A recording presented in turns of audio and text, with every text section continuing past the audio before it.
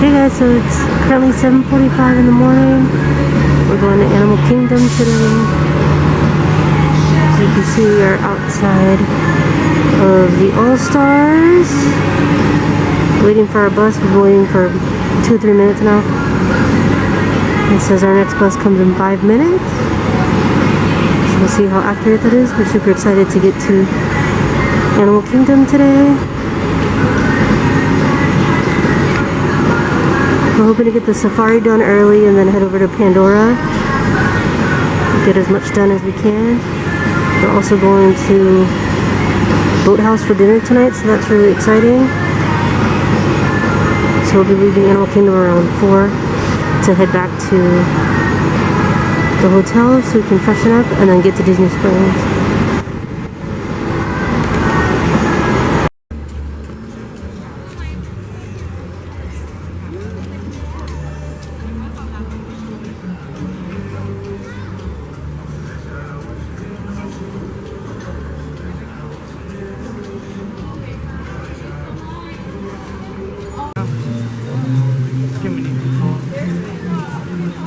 But I could always like have you go right there when we're coming down. It would look good, but it's a lot.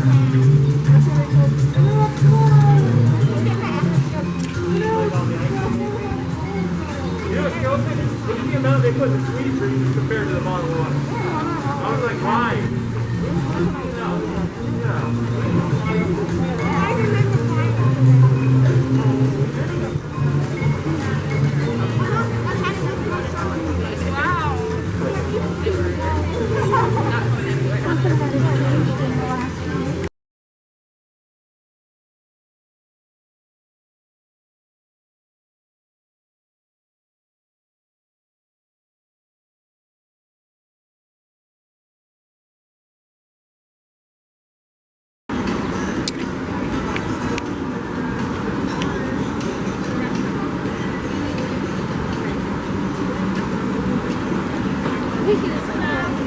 What?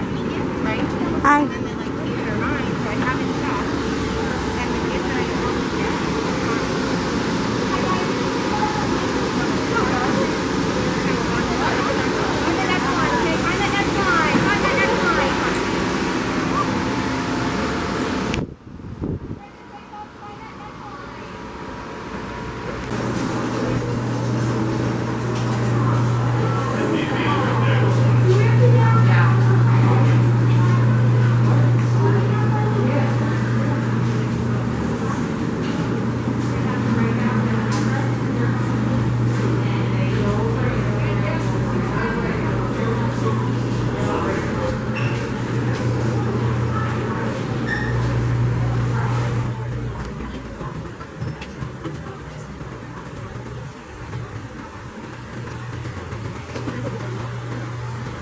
Might have been a little longer during regular line. So the wait time was posted as 25 minutes. We're now 20 minutes in. Jumbo friends, welcome aboard. Please slide all the way across the road. We are on the first row. I do need to ask everyone to remain fully seated for the entire trip. Park opened at 8 a.m. You have little ones, you can 8:50, sit we're them our on first your row. lap. But please do not hold them up to see and do not let them stand. For the amazing adventure through Harambe Wildlife Reserve. Face coverings must be worn for the entire trip, up over your nose, covering your mouth the same way I'm wearing mine. I do appreciate your cooperation with this. I mean, after all, we are in this together. Now, as soon as I get clearance, we're going to head into Little Aturi Forest. And the key word here is forest. You look around, you're going to see dense vegetation. That means some of the animals will actually be quite hard to see. Coloring and markings will blend in with their background. Let's go find some wild animals.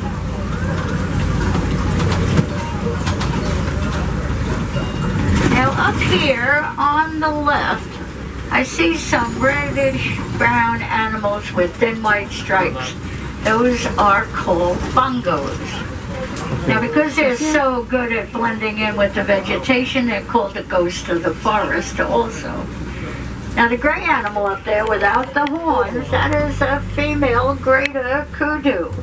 And I know it's a girl because I don't see any horns. Male's horns can grow to be 71 inches long. Over here on the right, that is an okapi. From the back end, the okapi is going to look like a zebra. It's actually the only known living relative of the giraffe. You look at the head and neck, you will see the resemblance.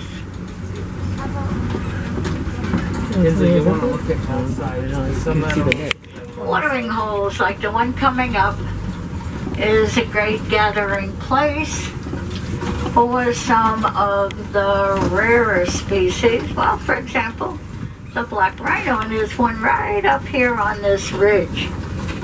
Now, sadly, there are less than 5,000 left in the wild. Now, they're hunted for the horns on their head. Even on reserves like this, they are not safe. Oh, gee, I didn't see it either.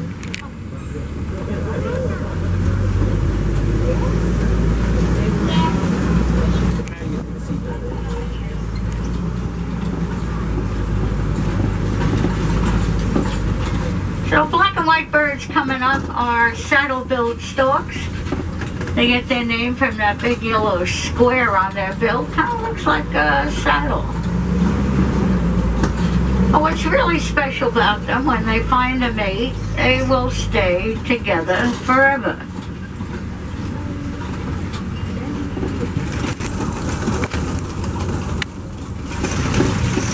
We're going to head towards the Sapi River. It's our best chance to see some hippos.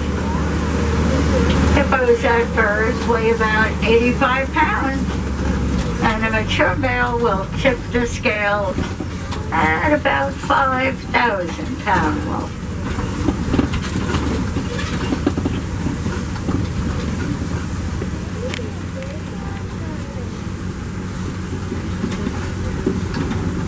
See the hippos in the water?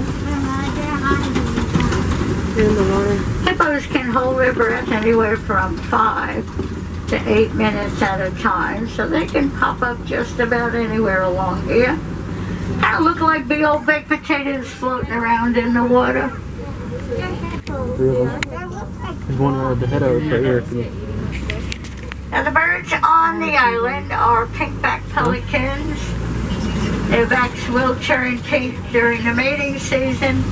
Their eggs will incubate in about 30 days. He's right here. Get in there. So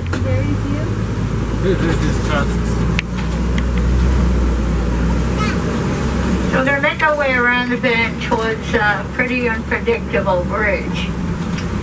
The reason I bring that up is because the animals that live underneath the bridge are, yep, Nile crocodiles. That's They are the trick thing that I want to do. ectothermic. They open and close their mouths to regulate their body temperature. They also open and close their mouths to eat. And they look, well, just a bit hungry to me.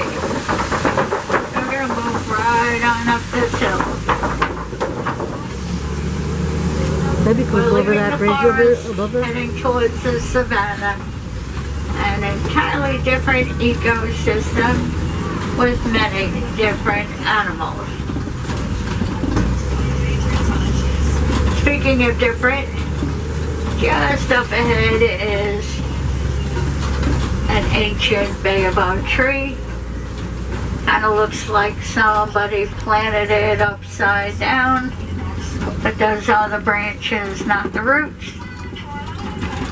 Only gets leaves, about 3 months out of the year. It looks like we might have a animal out in front of one of the trucks. A little more about the tree. Elephants during periods of drought will actually take their tusks and poke holes in the tree to extract moisture. That's why they really call it the Tree of Life.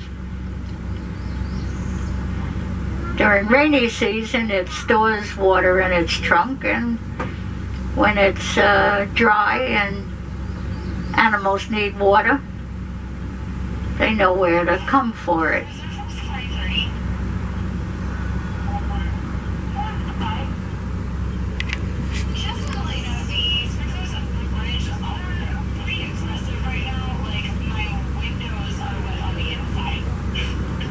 Something's pretty aggressive right now.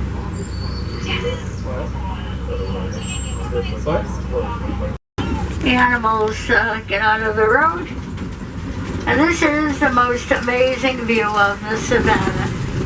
Now, it's part of the Serengeti grasslands. It stretches for hundreds of miles across East Africa. It acts like the super highway for millions of migrating animals every year. It really is all part of the wild Africa we're all trying to conserve.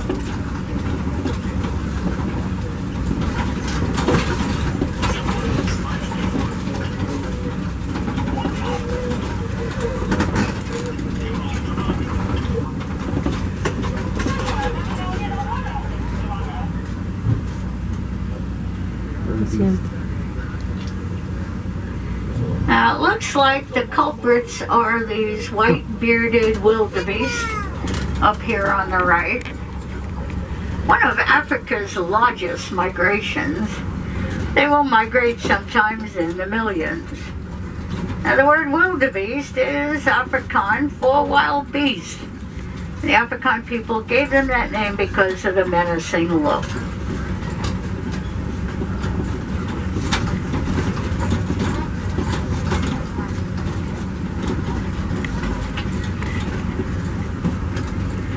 These guys are pretty brave because usually over here on the left are some wild African dogs.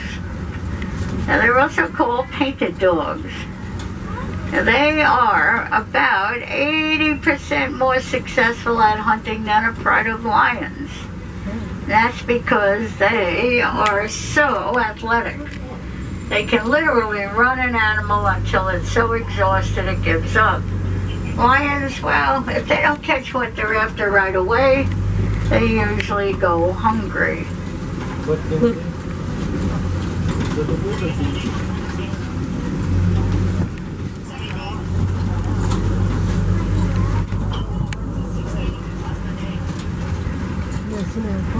Got some Ankole cattle over here to the left. One of they're kind of a status symbol.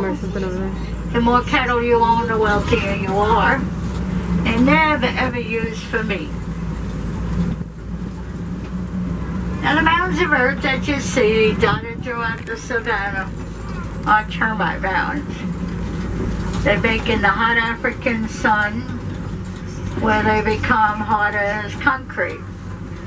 Elephants will use them as a scratching post. When they wear them down, antelopes stand on them and look towards the tall grass for predators that just might be hiding.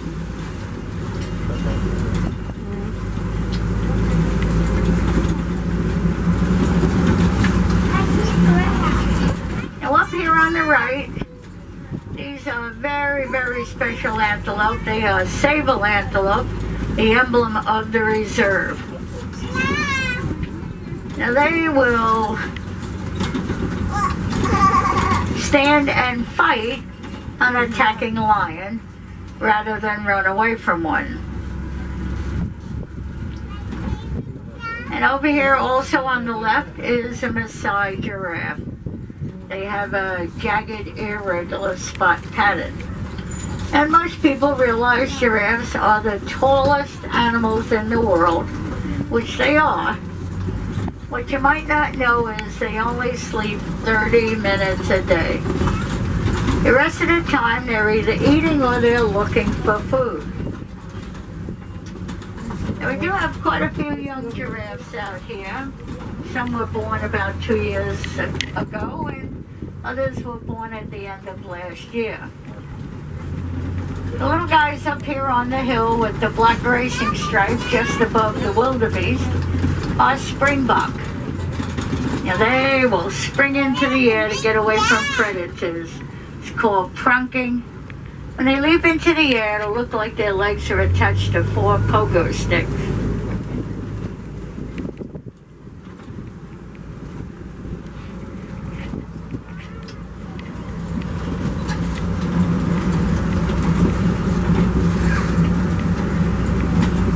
So we're going to head towards the very edge of elephant country. A lone elephant by itself is almost always a male elephant. Group of elephants, well, generally are adult females and their babies.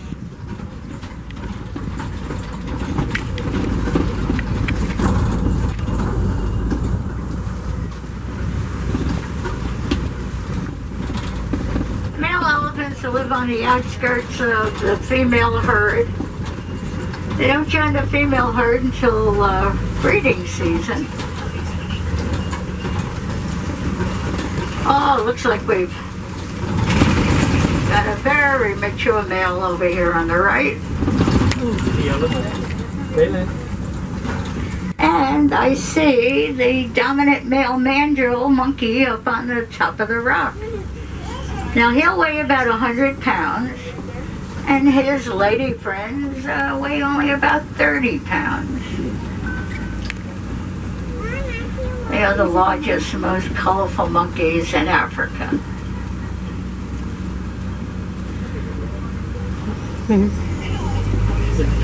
So the biggest threat to elephants are humans. They hunt elephants for their tusks.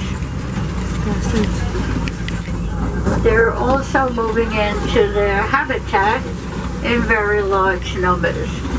Now with the destruction of elephant habitat, puts both humans and elephants into dangerous situations. Many things we can do to help. We can support and join conservation organizations. Now this bridge has been quite a challenge to get across. So here's my advice. Hang on. I've got my steering wheel to hold on to. You've got each other. Oh, looks like we made it this trip. But just in case, let's get out of here. Now we're heading towards the Sapi River. It's our best chance. Well, no. Looks like a red clay pit. Elephants will eat small amounts of this clay. It actually gives them beneficial minerals. And many times you'll see elephants throwing dirt, mud, sand up on their back. And they do that because they sunburn so easily. That's their way of protecting their skin. Kind of acts like a natural sunscreen for them.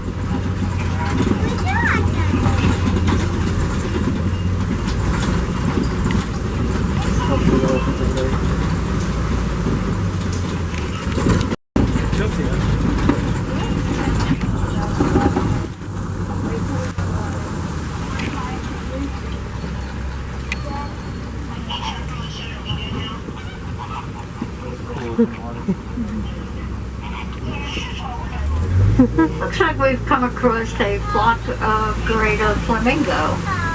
Palest pink of all flamingos. Coloring comes from the keratin in the brine shrimp that they eat.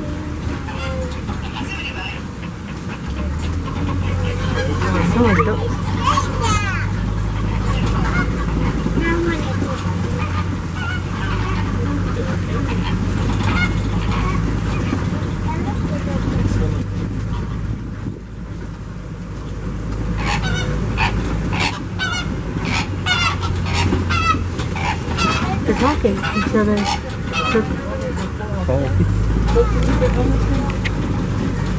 Silly for me.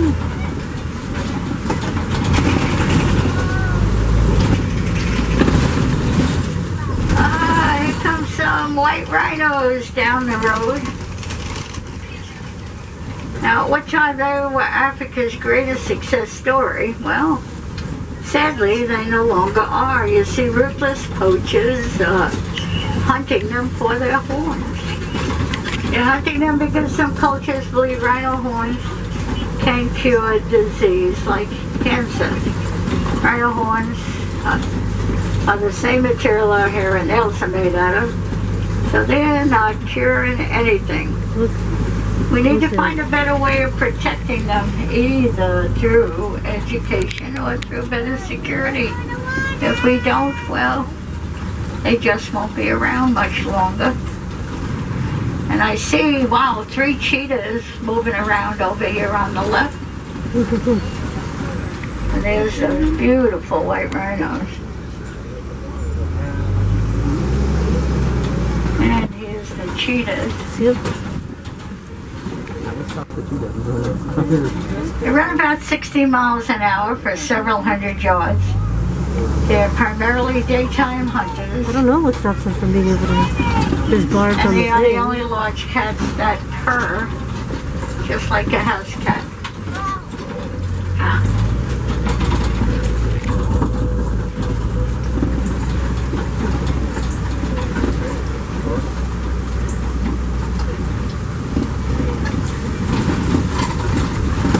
The rock formation is called the Copy. It's a good vantage point for large cats. Well, like the lion. Female lions do the majority of the hunting. The male, he's kind of like the house husband. Kind of takes care of the family while the girls go out and get his dinner.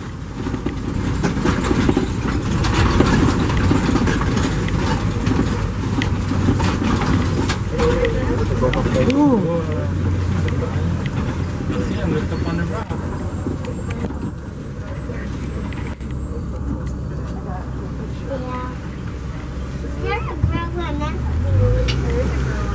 Over here on the right is an ostrich. Now they have feathers and wings but don't fly. They do run about 40 miles an hour. And the white antelope are a scimitar horned oryx. See the ostrich? They get their name from the shape of their horns, shaped like a scimitar sword. You see it? They have a boat on it too. Oh, listen.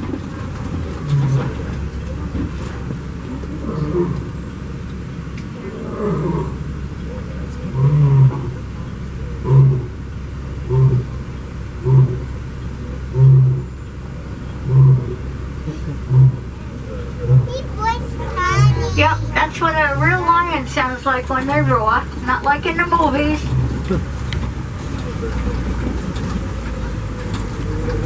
That was cool. That's warthog birds here on the hillside, dug out by the largest burrowing mammal. And warthogs will dig their own burrows, but once in a while they'll steal somebody else's.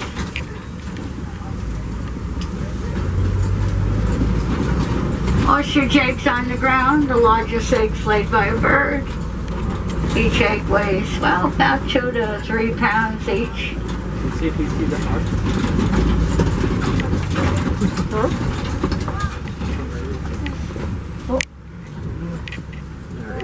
Look at that one.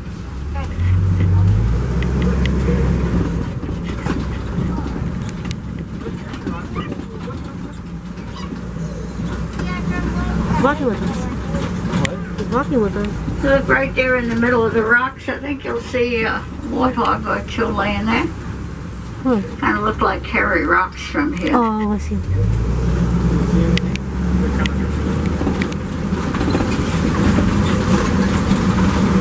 Well, sadly, it looks like our journey is coming to an end. I do see the warden's post up ahead. Now, these wardens are caring for a herd of Nigerian dwarf goats. Now, they are milk goats, and they can give upwards of a quart or more a day. Now, the wardens are giving the milk to the village people of Harambe. You see, they're giving the milk to them so that they can use, and what they can't use, they can sell. Now, they're hoping that by doing this, their reliance on wildlife will be less and less, and their dependence on domesticated animals will be more and more. You see, the goal of conservation is to balance the needs of humans and the needs of animals. If we can achieve that balance, well, then really everybody wins.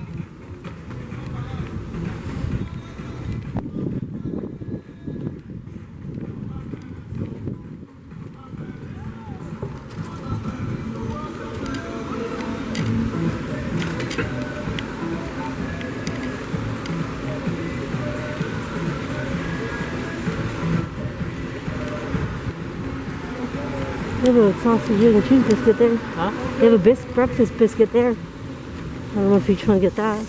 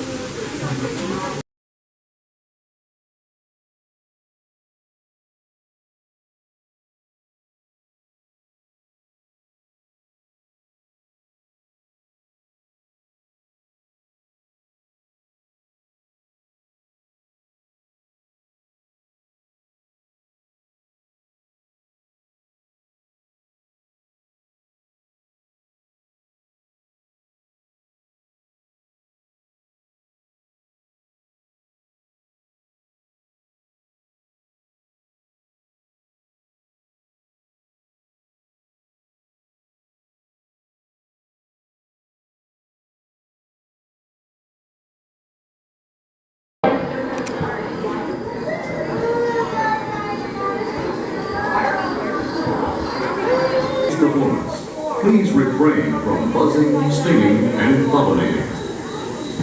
And no chirping. Thank you. And now, put your wings together for the host of our show, everyone's favorite ant, Lick.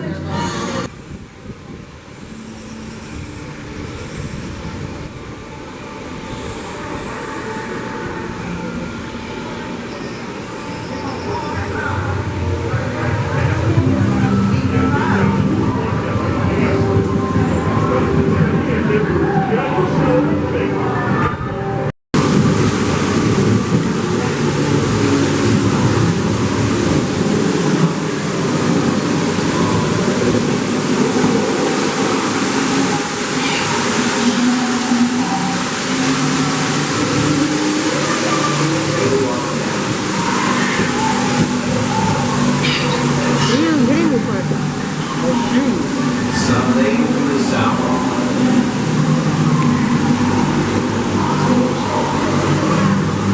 Smoke in the South.